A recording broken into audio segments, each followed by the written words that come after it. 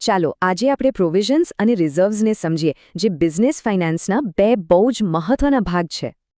કોઈપણ બિઝનેસ પોતાના નફામાંથી પૈસા શા માટે અલગ રાખે? આના બે મુખ્ય કારણો છે: જોગવાઈ અને અનામત.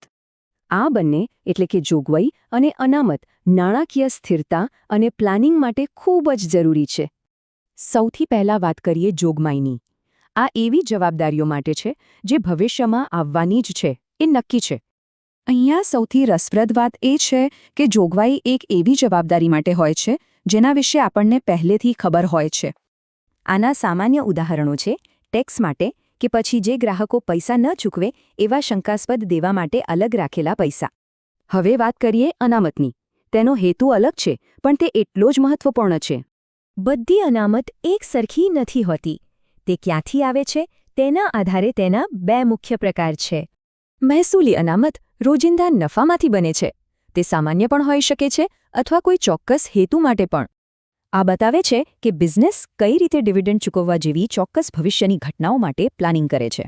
બીજો પ્રકાર છે મૂડી અનામત. આ કોઈ મિલકત વેચવા જેવા બિનકાર્યકારી નફામાંથી આવે છે. એટલે કે આ પૈસા રોજના કામકાજમાંથી નહીં, પણ ખાસ પ્રવૃત્તિઓમાંથી આવે છે.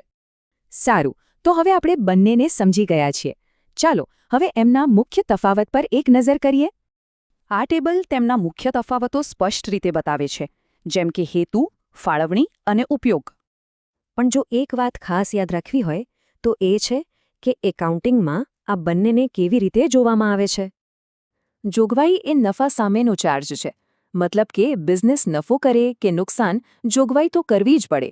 જ્યારે અનામત એ નફાની ફાળવણી છે. મતલબ કે અનામત ત્યારે જ બને જો બિઝનેસમાં નફો થયો હોય.